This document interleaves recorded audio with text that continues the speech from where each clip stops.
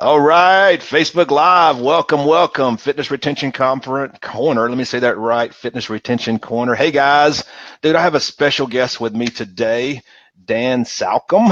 I'm gonna let him explain what he does. We had this amazing conversation last week that almost, when we got on here, is like, what did we talk about last week? And he re-energized it. And like, oh yeah, that's what we're both passionate about. And I think we started out with a 10-minute call and it led to 40 minutes, almost an hour. So just kind of going back and forth. Guys, if you don't know me, my name is Jerry Martin. I've been in the fitness industry for, well over last 11 years, owned over 21 clubs, and really passionate, deep, and teaching retention. Retention is where most club owners fail on, unfortunately, because, and like we're going to talk about today, retention starts with the lead generation, with how you place your ads, because everything starts there. So that's what we're going to talk about today. So I'm going to let Dan introduce himself and tell you a little bit about him, and then we'll get rolling on what we're going to talk about today. Cool. So I run My Personal Trainer website, which is mypersonaltrainerwebsite.com, which is a web design company specifically for personal trainers. So we provide a managed website service. This came about from designing websites and then failing epically at it, because we gave the website to the personal trainers. We said, have a great day, like every other web designer does. And then these guys failed with their websites because they were thinking, what do I do? How do I get leads from the website? Haven't had any training. So they'd make changes to the websites, and you come back 6 months later and the websites would look like crap and they've got no leads and it's still got my name on it. And so I'm thinking, what do I do? So I decided to change up what we were doing, and I created a managed website service. So the managed website service is we take care of everything for you. So we take care of the whole lot. It means that we talk with the personal trainers through their marketing strategies as they go. So when a PT gets an idea, I want to install this or I want to try this, we can think about whether it's worked or whether it's failed for PTs in the past, if it has or it hasn't. And if we've never tried it before, then we'll try it, but we'll try it together, and we'll try and make educated guesses, which is basically what marketing is. And then the PTs succeed. So the website stays nice looking.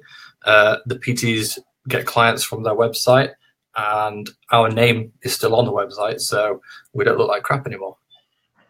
I love it. Now, how many trainers do you have on your platform? We have 375 plus, but it's actually spread across 2 platforms. So we've got a more complex one, which actually has a mix of people. It's not just personal trainers, which is how I first started out. And then we have a simpler one, which has got most of our trainers on. So it's like a very easy to use designer platform. So when we hand over the website, it's important for the PT, or it's important for the design platform to be at the same level as a PT. And if someone is hiring a web designer, it's quite safe to say that that person is not ideal or the best person to be designing websites. So they need an easy to use design platform. So what we've done is we've teamed up with the Weebly Designer platform, and we use their platform, which is kind of the same as a Weebly Designer platform, because we have access to all the back-end code. So we can make nice websites, make it all as custom as it needs to be, make it look all nice and pretty. But when we hand it over to the PT and we support them, they can easily use the editor at the same time. So we work together. So we work as a team. Awesome. Now, you told me you had like 2,500, is it personal trainers on that side of it? Or this is members, so that's a different business. Members. So, okay. Yeah. So Institute of Personal Trainers, so that's business learning and community support for PTs. Okay. So there's 2,500 and something members on there now. If you check out the join page, it comes up on a little ticky box thing. That's awesome. And that's all about courses. So it's short courses for personal trainers. So you've got business mindset, money, learning about money, learning about the monetary system actually, which is quite important. We've got some NLP, which is quite good. Not as good as everyone makes it out to be, but it's good for some basic knowledge. We've got, what else have we got on there? Online, I know social media. And yeah. What I was intrigued about, you even have how to become an online trainer too. So all this free stuff that you have of walking people through this, everything he's talking about is free. I'm assuming, right? So a lot of the resources are free, and then some of the business courses are $99 a year. So basically free. So because it's a small amount for the amount of content that's on there, but it's useful. It's one of those things where I don't believe in charging for information. Information is abundant. It's like grass. It should be free. So, but I do charge for systems and support. So what I find with courses is that people are very, very happy to sign up to a course, and I'd love to give the courses away for free, but assigning a monetary value to it, people tend to actually use it a lot more. So they tend to think, I'm actually paying for this, I'm going to do something with it. So the $99 is kind of for that. It's kind of for upkeep. It helps us make new courses, so we try and do a new course every quarter. It takes a lot of time. We have industry discounts on there. It takes a really long time to have conversations with people in the industry, like PT Distinction. Who else have we got? We've got Go Team Up, so we've got loads of people on there, like fitness industry service providers, and they offer us discounts for our PT. So that takes time. So that's essentially what that pays for. All right. Now, what's that website's name? Instituteofpersonaltrainers.com. One more time. Institute of Personal Trainers. It's very official. Instituteofpersonaltrainers.com. So we've even got like little crest and everything. I'm translating that from the UK, from England to Georgia talk. So instituteforpersonaltraining.com. Yeah. Now he's sitting over in Thailand. It's 11 o'clock there at night. So he's been having the pleasure of living in Thailand for the last 3 years. You said 2 years? 3 years now, yeah. 3 years. So yeah, we definitely want to get into what we talked about the other day. So what we were talking about is definitely retention and keeping passion inside your business, because you can keep passion. Passion's important because that's going to help you with retention, because if people see what you're still passionate about, then they'll follow you even more. So we'll talk about that today. But yeah, let's dig into that. I want to hear what you have to say about the whole upfront lead generation part that is so important to help you with retention, which translates to retention. Yeah. So I think it boils down to what we talked about briefly off camera before we started, which is retention. A lot of people think of retention is really, really important after they've obtained the client. So you obtain a client and then you start thinking of retention strategies. But I would argue that it starts before. And it starts with attracting the right kind of clients, because retention, if you want to retain clients, you want to retain the ideal clients. So right. You don't want to be training crappy clients, people that aren't going to serve your business. So I think a good retention strategy starts at the beginning. So it starts right at the beginning of your funnel, depending on how that funnel is. And that doesn't have to necessarily be a digital funnel either. That could be something as simple as handing out leaflets, but having the right brand, having the right face for your company, positioning yourself in a certain way so that you attract a certain type of client that is ideal to work with you. So I'm a little bit of a hermit. So I like to be in my little place over here in Thailand where I get to pick and choose who I talk to. So I won. I've got it. I've got it in the club, so that's awesome. Well, I don't know how good that is for you. But what that means is, because I don't do a lot of Skype calls, I don't do a lot of talks, so I try and attract people who are the same. I try and attract people that like to do things via email. So all of our services mostly via email. So if you're thinking, oh, great, this guy does web design, I can speak to him, let's have a Skype call, I'll be like, I'll do it. I won't be happy about it, I'll do it. So, but what I try and do is wean people onto email. So email coaching, because email gives people, for me anyway, email gives people time to think about what they want to say, put the words down properly, and speak logically, like in series. So also you get to skip a lot of hi, how are you, like, you know, the stuff that comes with it. I know that's human nature and it's quite important, but like I say, a bit of a hermit.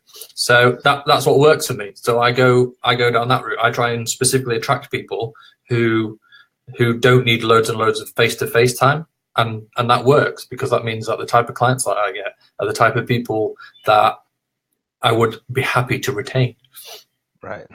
So you mentioned a lot of things there, but can you give us a few examples of an ad? If you're wanting to retain this, like if you're wanting to retain your type of client, or even if we're in the fitness industry, we want to retain a client that we know is going to have the passion and be that the client that we want, that's actually going to help us, help with retention, and then just be there. What type of language or what type of things are used to advertise in that area? I think there are a couple of ways. I think the first big main one is like having a niche, so which is quite important. I wouldn't say it's, a lot of people say it's the most important thing. You've got to have a niche, otherwise you're basically a small fish in a big sea and all that kind of thing, and you should be a big fish in a small pond. But Right. I think that if you're a new trainer, especially sort of like 0 to 3 years, you might not know your niche. Like some people just don't know the niche. I get loads of trainers who come to me, and on our questionnaire, it's one of the questions is like, who are your ideal clients?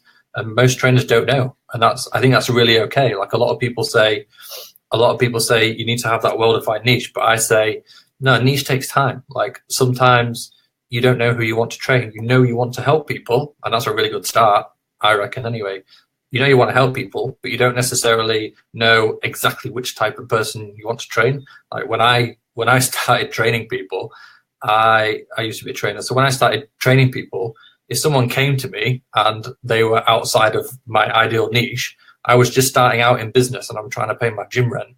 And I'm not going to be like, I'm sorry, like I don't, you're not within my niche, you're not within that bracket. So have a great day. Like I'll be like, yeah, please give me your money and try and help support my business. So if you don't know your niche, you've got to take that short-term hit for a while. You've got to train all kinds of people, and you've got to build it and you've got to cultivate it over time, and then it develops from the passion that you have from working with certain types of people. So mine ended up being business people, and not because I was interested in business when I started, but because I was interested in business later on when I realized I've got to get interested in business if I'm going to succeed at this. And then I got interested in business, very, very interested. And slowly but surely, most of my client base became very, very business-like. So I was training people who were making way, way, way more money than me, and we'd have conversations all the time. I would use analogies. Specifically, I would use analogies that they had taught me about their business, and I would use those analogies back on them to teach them about how to stay fit and healthy. And it worked. So, and most of my client base was built from that. And then building my PT website, that came from that because I had the web design skills already. And then I was just like, oh, hang on a minute. I'm a personal trainer. I'm struggling. No idea what to do. All the guys around me are feeling exactly the same way. So maybe I can work in that direction. And I did. And I spent 2.5 hours, I think it was almost 3 hours on the phone to my first ever web design client, just trying to give him loads and loads of advice. Not a clue what I'm doing, like literally not a clue what I'm doing. I know how to design websites and I know how to run businesses. I didn't know how to connect the two. So, and this dude's like asking me questions and I'm like on the phone, like Googling stuff. Like, I'm going to figure this out. And I sold him on like an insanely cheap website. And he's still a client today. Like he's had his site designed like 2 or 3 times. Like he's the best client ever. But like you just make it up as you go along, and it's okay to do that with your niche for a while until you figure out who it is. And then once you figure out who it is, then you can start narrowing that down, and you can use all of the capital that you've made from working with all those previous people to fund that next project, so that you can start narrowing down who you want to help. Right. And that's the first great. Yeah. Wasn't it? So second way, before you jump in, no, go ahead. The second way would be after you pick your niche, you've got to figure out how you want to communicate with those people. So for me, each niche has a personality. So each niche, the type of people that you speak to, they all have personalities. So they all like to do things a certain way. So my niche, the business people, they like to email like me. Like they like to send emails, and that worked because people just have specific groups of people have their own anxieties and worries and fears and things that make them feel good and things that make them feel bad. So appealing to those things in your marketing, which is specific to your niche, but also specific to other groups of people, helps you to then attract the types of people that are similar to you, because similar people work well together. I like it. So basically, and those take out, because we've got a lot of club owners here, boutique owners that maybe do boot camps and stuff like that. So what I'm hearing is as you start rolling along, getting into this, trying to find your niche, and you look at your business, go, wait a minute, 90% of my business, or even 80% of my business, is females between the ages of 35 and 55. And maybe have some males in there and some younger ones in there, but that's the bulk of it's that. And that, all right, that's going to be my niche, because if I can just grow that, and I'm assuming with advertising you can actually attract those people, then the language, because those are the people that that have the same, they're all going through the same journey in life at that age. They, it's different when a 40-year-old talks to a 20-year-old. It's a totally different ball game. But I think, is that where you're going down to, where you capture a group of people that are like-minded, going through the same journey, and it's easier to tie them together than it would be to go across the board and try to tie men into a group of women and stuff like that. Is that kind of where you're hitting at? Yeah, I think so. I think a niche isn't. A lot of people try and put like demographics on their niche, like the age and gender and like stage of life, kids and all that kind of stuff. And I think it's handy, if you want to use those things in your marketing copy specifically. But I also think it's more important to attract certain types of people, because sometimes you get business owners who are a certain type of person, and you get a mum, like a new mum, who is exactly the same type of person. So they're just in different areas of their life, but they're still like the same types of people. So, but I mean, that is like developing a niche based on where your business ends up going. I think that's fine, but also you do need to have the passion. Like, you need to be passionate about it, because if you end up training all of those people because the opportunity came, not because you were passionate about it, then you might end up in a bit of a sticky situation where you feel like there's like a piece missing. So, and I know a lot of people get that, like they get a piece missing. So, but they kind of just go along with that trend because it's working for them and it's making money. And a lot of people think money is a source of happiness, when it just turns out that it never really is. Yeah, hold on just a second. I'm right in the middle of a Facebook Live interview. It's in that. I'm sorry, guys. Somebody just walked in my office. Lunchbox out there, right in the front pocket. You'll see it there. All right, man. Appreciate you. Sorry about that, guys. Somebody knocking on my office door. I'm like, oh, right in the middle of Facebook Live. All right, man. So I'm back. He's gone. Sorry about that. I was like, how am I supposed to handle this right now? So I'm going to put a do not disturb sign on my door. So yeah, I love what you're saying. I definitely love, and you hit on passion there. And so I definitely want to talk about passion, because gosh, I talk to some of these owners, it feels like, well, what happens is they start losing their passion as they go into business.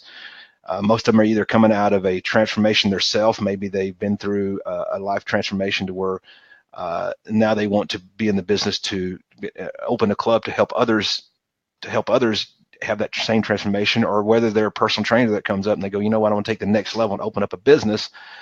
And if you're not careful, the business will just stomp out that passion, and which is very common. And I just want to get your feedback on that. I mean, and see what your thoughts is in that direction.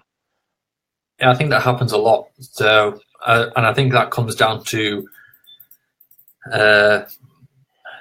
like, when you get to the nitty gritty of it, people not fully understanding what makes them happy. Because I think it takes a while. Like, it takes a while to figure out what really makes you happy. And if someone ends up in a position where they end up taking on a certain group of people because that opportunity came to them from nowhere. So these, like, you're training new mums, and all of a sudden they're telling all.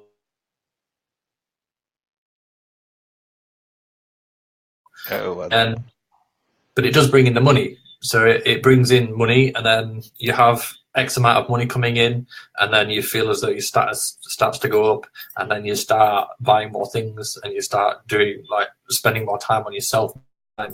But all of these things, you kind of start to think, that's what's going to make me happy. And then eventually these people, and I'm speaking from experience here, these people get to a point where they go, well, hang on a minute, I've got all of these things, but I still don't feel happy, and I still don't feel like fulfilled. So, and then you're trying to, and then you've got this like deep hole that you're trying to fill with various other things. And then that's when you start to go a little bit off the rails. Like, I think that's really, really common. And it comes from culture, like the culture that you must be making X amount of money in order to be happy. So I think the studies are actually, the most recent one is $81,000. You need to be happy. Anything over that, your happiness levels don't massively increase. Really? Yeah. I like it. I'm definitely glad you hit on that, because same thing. Because if you know, in the retention coaching program, I really talk about Tony Robbins' 6 basic needs, and two of the 6 basic needs, everybody gets met 4 of them some way, somehow, either good or bad, which is certainty, uncertainty, which is variety, significance, and then love and connection. So we all find ways to meet them either good or bad. And then they're categorized what's most important, like mine, significance. You know, even at home, I want to be felt significant in what I do. And so that's one of my higher needs. But the two golden ones, which most people don't get met, are the only two that provide joy, happiness, and fulfillment, which is contribution and growth. And I feel that sometimes in business is when you get so tied up in your business, so tied up in money, and you not contributing anymore, even though you've risen up and your trainers are working, but you're not really helping them grow. You're just really running a business. Then you're not contributing, which takes that joy from you. And what really gives a person joy is actually when you can contribute, even with your team, and you can see them grow as people. That fulfills you as a person, and that's your way of giving back. And that's how we're designed, whether you're a believer or not. That's just how we're designed, to give back, and that gives us joy. So, you know, we really talk about that, and then deliberate ways to actually make that happen, because it needs to be deliberate. And, you know, what I always say is, you know, personal trainers and gym owners are in such a unique position that nobody else gets to be put in this on this earth. Very few, I say, not nobody, but very few, because in a person's everyday life, as they go to work, home, work, home, work, home, work, home, there's not that many people that can actually inject LJP, love, joy, and purpose, in somebody's life. A personal trainer or a club owner has the ability to do that, but first they got to learn it themselves, and then really take it and really work with that person that's outside of just physical exercise and weight loss, because there's underlying reasons why that person gained weight. There's just, and if you can really inject and help them contribute. So in our clubs, we teach them how to help. We actually allow them to help contribute when they get to a certain point to help us change lives. And you can see the growth in that person. Same with our team. We go through this program of how to grow your team to where they feel like they're part of it. They feel like they're part owner of the business. They feel like they're up here, which drives them purpose. And all of a sudden their job's not about money. It's about, oh my gosh, I get to do this. This is amazing. This is his vision and all this. So, and I just want to hit on that, because it's very important. You'll lose your way very, very quickly if it's really just about the business part and work your way out of the business. And all of a sudden now you have no driven purpose. You can't get your LJP because you're not growing anybody. You made plenty of money. And I find that a lot too, is even in myself, and I noticed it in myself, like, man, I'm doing good. I'm making money, but I wasn't happy. I'm like, why am I not happy? What's going on? So.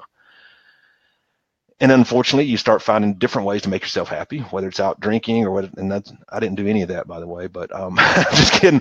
But you try to find different ways to make you happy. But when you start getting older, you go, wait a minute, what defines happiness? And it's really those human connections, the helping people, just being around people that's and helping them grow, which really is a way I fulfill my purpose and gives me LJP. So yeah. Yeah, I think a lot of that does come with emotional maturity, for sure. So, because I think some younger trainers do that, and they do a great job of that, of helping other people's feel those things, but they do it by accident, because everybody's doing it all the time by accident, aren't they? So, like, Thailand's a culture of food. Like, that's the main thing over here, but that's because the food brings people together. Like, that's really important to them. So, and that's what makes them happy. Like, money is important, obviously, and it is a big driving factor, like the same it is everywhere else. But also, what's oddly equally as important over here, which is quite strange, is that after they've done work, they need to get home to eat with their family, or even while they're at work, they make time to eat with their workmates. Like in the Western world, you don't see a lot of that. Like in between training sessions, I would be up at Cafe Nero getting some crappy food and crappy coffee, although I thought it was great coffee at the time until I moved to town. So, but I'd be getting the crappy food and crappy coffee, and I'd be sitting by myself outside the gym. So, and that was like really, really normal. And now it's weird to eat by yourself. Like, it's odd. Like, every now and again, if May thinks I'm busy, my wife, she'll bring me my breakfast in here. It's lonely. Like, what are we out there? What are we out there with you guys? Like, but that's because I've got used to that. Like we all sit around and we all eat. And although I understand Thai mostly, and I don't speak it very well, and I understand what's going on, I don't get to say much. But I get to sit and get to listen and just get to be around people. But going back to like that's making people feel like those connections and the feelings of love and joy and whatnot. Like people do it by accident all the time, but I think to do it purposefully requires that emotional maturity. It requires that you get to a certain stage in your life, like you say, where you're thinking like what is happiness, what does make me happy, and how do I get that? Like how do I get more of it? And then learning and understanding that, for me anyway, I think that it requires work. Like a lot of people think they should just be happy, but I think it's like everything else. Like you have to work to be happy. You have to make a conscious effort to decide on whether or not you're going to do things that make you happy, because it's very easy to not do them. Like it's easy to do nothing. Like we say that with our clients all the time, don't we? Like when clients have the choice to do nothing or go exercise, doing nothing is much, much easier. And I think it's the same with all aspects of life. Happiness is definitely a major one. Yeah, I'm glad you said that, because I found it, and I didn't realize it till I started doing this retention program. And the younger the trainer is, like if they're in their mid 20s or even below 30, they don't get it. They don't. It's like what I'm speaking is totally over their head. They don't appreciate. But the ones who are in their late 30s, 40s, 50s, they're going, "Oh my God, you're exactly right." And they're now, they, like you said, that maturity they've reached and go, yeah, this is the ticket to reaching people at a different level and contributing, and there's an intentional way to do it. So I've noticed that in mine. I had one lady tell me, she says, I don't believe in the 6 basic needs, and she was 22, 23 years old. And she said, I think all that's not true. I'm like, oh, okay, well, I don't know. I don't know. I don't want to tell you.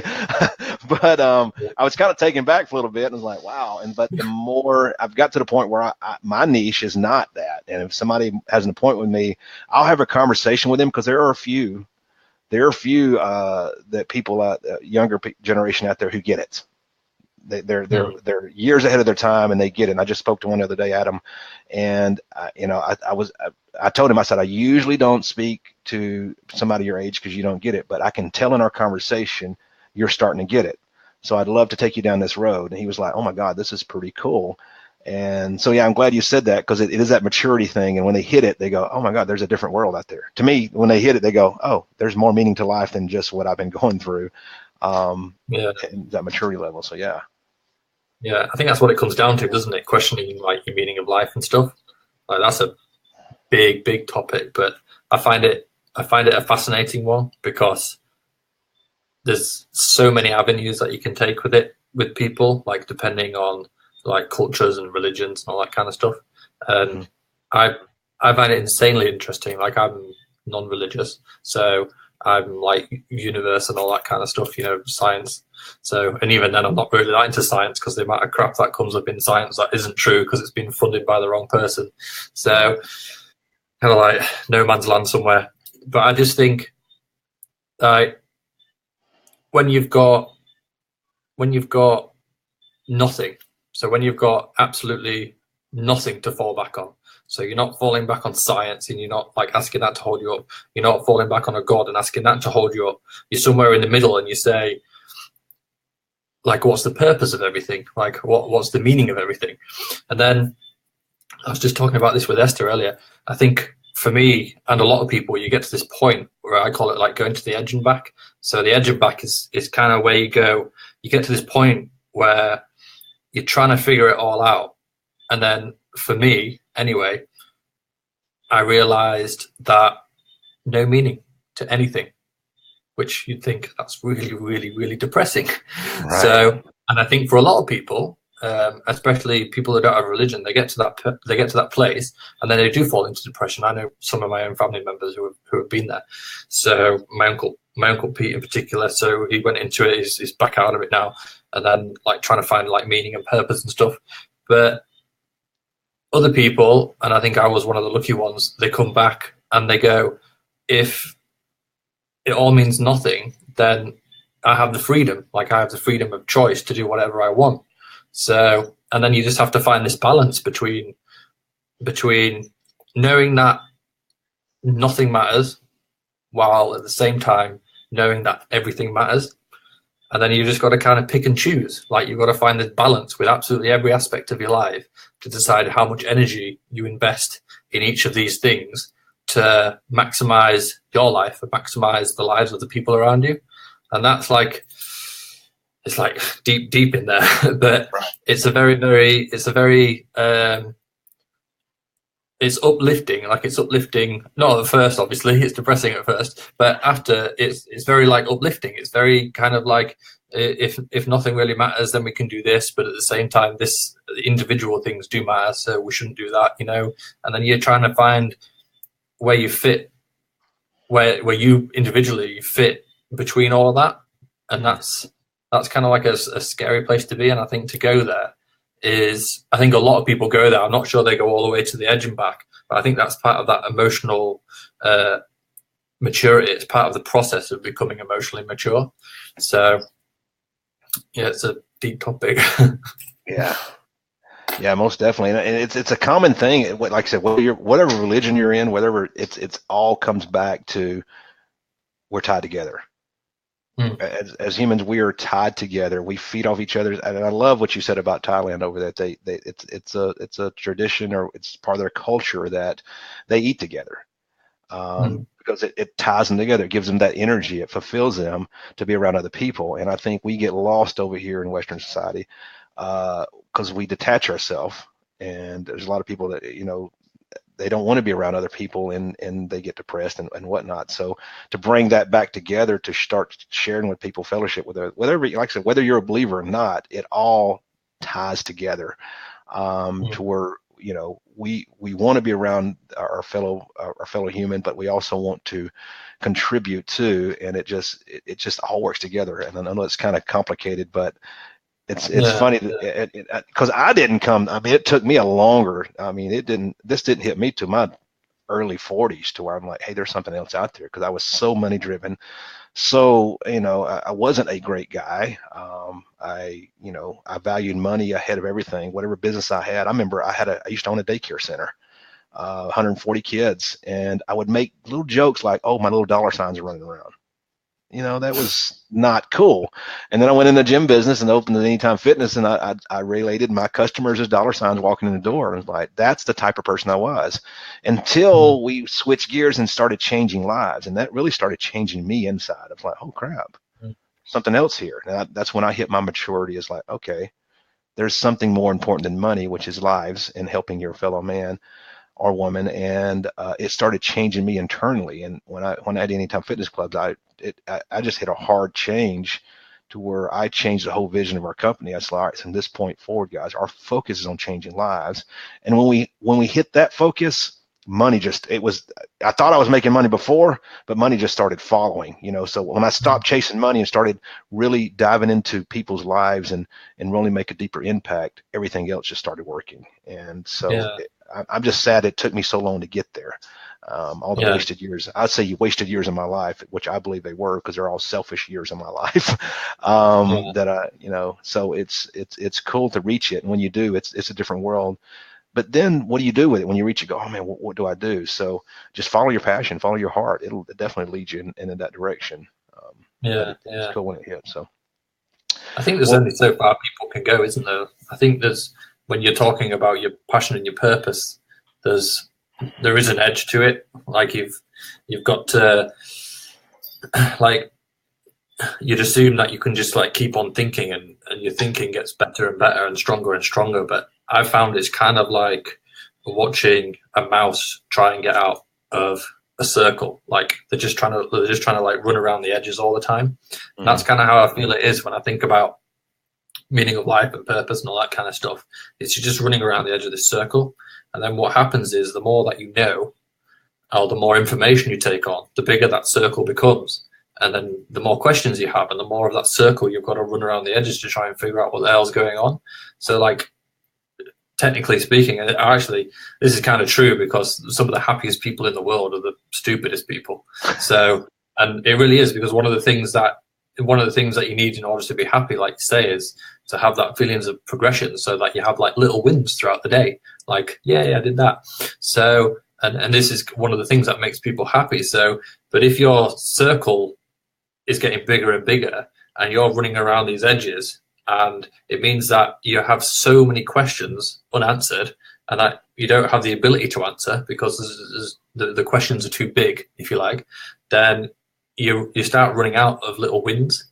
So, but it feels like progress is on the edge of that circle, but progress isn't on the edge of that circle. Like, I think that progress is in that circle, like it's in that circle where everybody else is. And if you just pull it back to where everybody else is, and you get yourself connected back to everybody else again, then that's what kind of lifts you up and makes you a little bit happier. So, because I imagine people like Stephen Hawking, for example, just died, didn't he?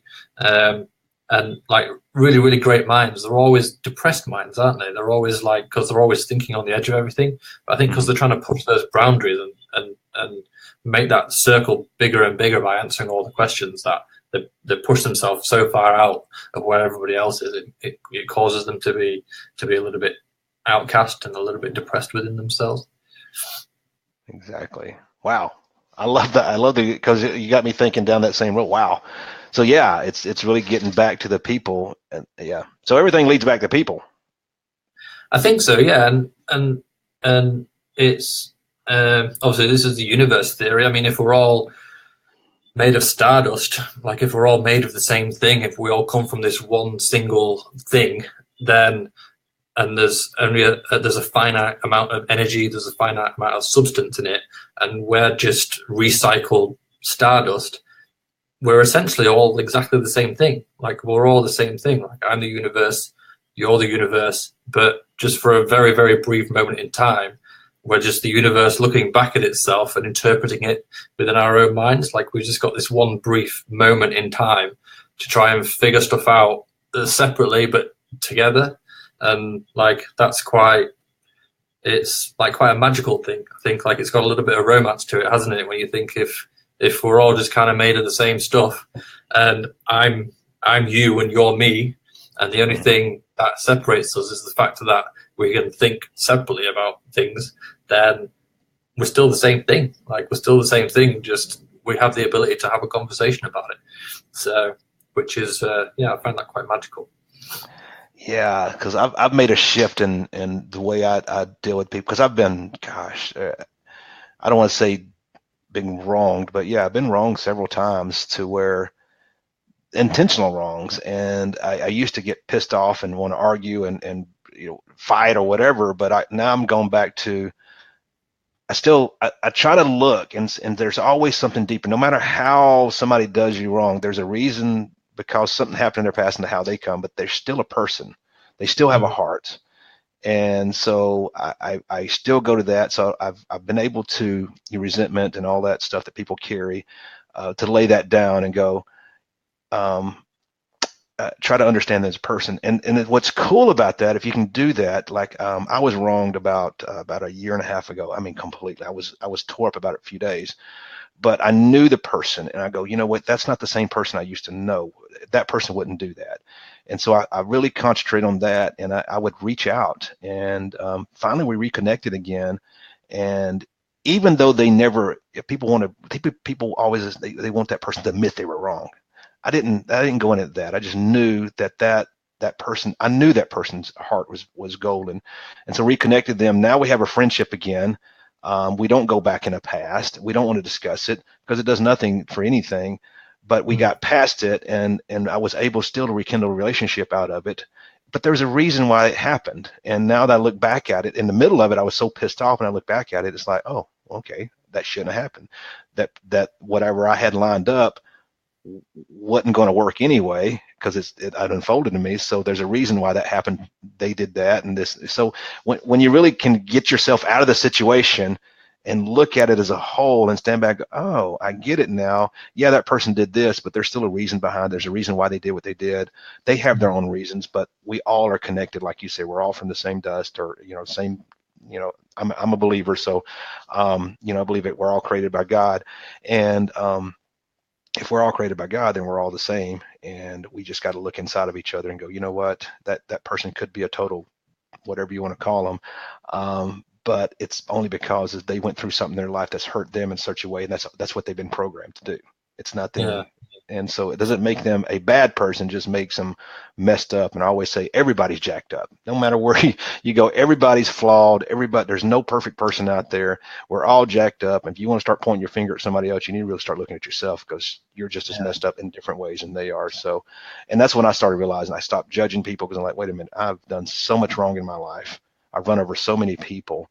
I can't judge anybody, nor do I want to, because they've got to reach their stage in their life to where Mm.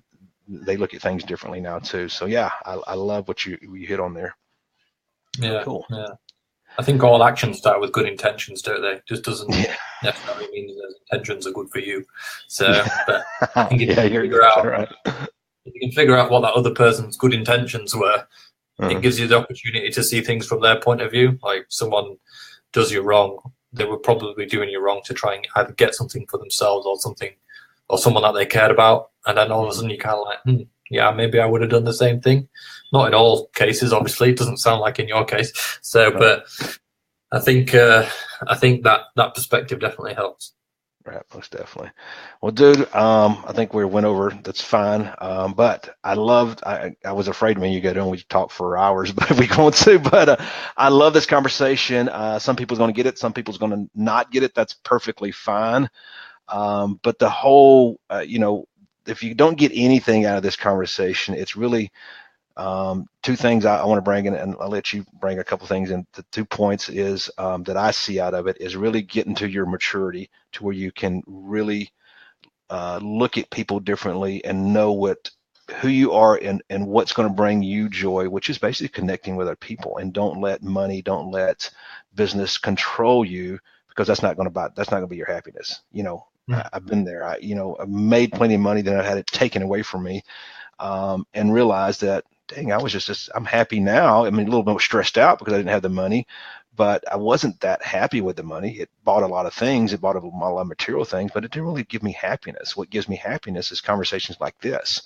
Throughout the day, when I talk to other owners and I can work with them and I talk to them and I can connect with them, that's what fulfills me. And if I was making, no matter what amount of money I'm making, that's what I focus on.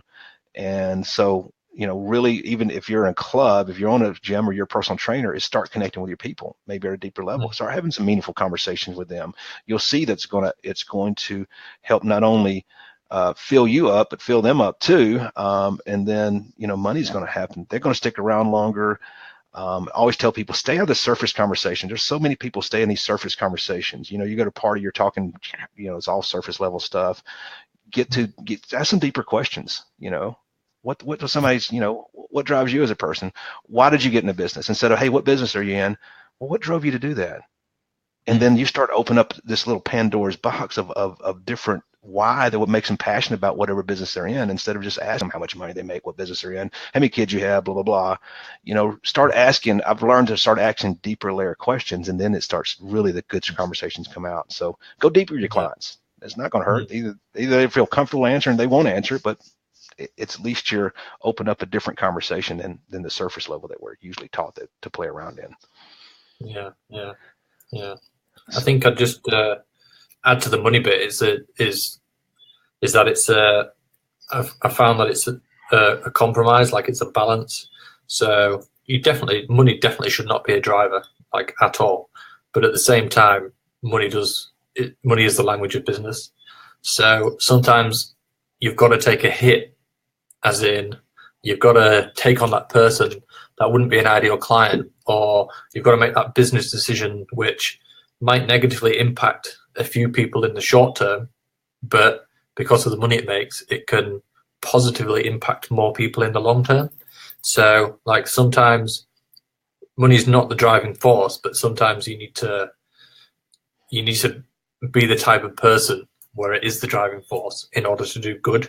So sometimes you do have to be that guy. Like you say, you were that guy for a long period of time, and it got you to certain places, and it helped a business that a business that grows and a business that makes enough money is, all the fitness marketing gurus are talking about it now. I think they talk about filling your own cup before you can serve other people. Like you've got to fill your own plate before you can start serving other people. It's the same in business. Like sometimes you need to make money decisions that will fill the bank account, but only so that you can serve other people. So it's finding that balance, because I think if trainers go down the route of you can't do it for money at all, then they would run the risk of damaging their business. Like you've got to find that balance somewhere, and a lot of people like yourself who are in like positions of influence, because a lot of people like you get a lot of eyes on you, and a lot of people listen to you, and you get this, yeah, and you get this because a lot of people repeat it. Everybody's saying money shouldn't be the driving force. People start thinking, well, I should stop chasing money altogether because that's not what's going to make me happy. But actually, you need a certain amount of it, or you need a foundation of it in order to be able to build on that, so that you can serve other people at the same time. Yeah. That's just kind of like, might be an ass thing to say, but it's an honest thing to say. Like it's just the way the world goes around. Like businesses thrive on money, like humans thrive on oxygen. So sometimes you've got to make money making decisions in order to help more people. Exactly. I'm glad you touched on that too, because I sometimes get carried away with the other side. But you're exactly right. I do the same thing. I'll make decisions going, okay, we need this money. Like the other day, I made a decision of needing making a deal, striking a deal with a client that I didn't feel like was totally in the best interest. But I said, you know what? I'll take that money and I'll and put it in this area in the business to grow that side. And so it's going to actually help other people. But at the time, I was like, I'm not sure about it.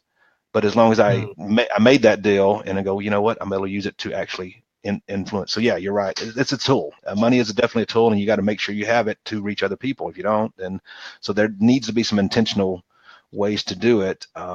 So yeah, balance in life across the board is what we need to structure. Is family life to work life to money to giving to everything. Everything's a balance. So you're exactly right. I'm glad you hit on that. Yeah. So, most people don't. It's virtuous to go the other way, isn't it? Yeah. like it's not all about the money, but I would like a nice house. So I want to live in a nice house. So sorry. And you're right. I think once you get want to live, but yeah, and there's like I said, that balance. Once you get to the point, then you can start really having fun. You're making enough money, and you're like, okay, cool. I can just move forward.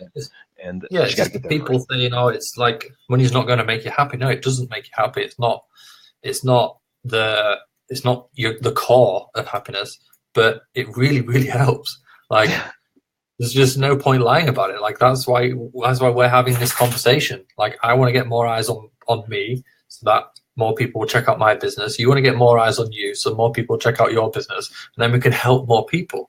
So helping more people is a consequence of making that money. But the fact of the matter is, we're still all trying to make money to help other people, help ourselves, and help the people around us that we love. Like, and that's fine. Like, it's really, really okay. It's just everybody makes it out like, oh, you don't need a nice watch, like, or you don't need a nice car, and that kind of stuff. Like, you just need a Casio, and you just need like this crappy little Peugeot and stuff. And I'm kind of like, well, yeah, but having a nice car means that you're happier to take your family to nicer places and have better experiences because you don't have to worry about your car breaking down. So, like, again, like you say, it's just that balance. But I just don't like the whole overly virtuous, everybody saying, especially mentors, like, you don't need this and you don't need that, but please hand me $6,000 so that I can teach you about all the things you don't need. I'm kind of like, well, does nobody see that? And apparently a lot of people do not see that. Like, it's just, well, enough people don't see it that these people seem to be thriving. So right. It's just that balance, isn't it? And don't be afraid to follow the money, especially if you can do something good with it. Exactly. Speaking of that, if you could put your website link down below, that way they'll, I'd love having you, because I had some personal trainers reach out to me. They said, is anything in this group going to be about personal trainers? I said, we have it coming. So I'm glad you're here. So yeah, if you're a personal trainer, even a club owner, I think you got some clubs inside your organization too. So check out his website. there's a lot of great information. There's some free stuff, and the courses are insanely inexpensive, $99 a year for some of the courses. So very, very good stuff in there. So yeah, so I really, really appreciate having you on today. It's awesome. Yeah, I love like-minded. I love the back and forth, and so I hope the listeners loved it. If you like it, comment below. Hey, you want more conversations like this? If you don't, then I don't know. Just go to another group. I'm just kidding. But there's got to be something for everybody here. It's hard to say. No, we definitely want you, but we've got to hit every person inside this group where they're at in their life. So I know this is going to actually impact some people and bring some light to some things. So I'm glad we had this conversation. Something I'm very passionate about, and I can tell you're passionate about it too. So other than that, guys, thank you for joining. Dan, thank you so very much. And I'll definitely be reaching out to you, but make sure you put your link below so people can check that out. And guys, Retention Conference, thank you so much, and we will talk to you guys soon. Have a blessed day, guys. Bye. Hey, you want to say bye first? Dan? bye. That'll work. All right, bye. Take care.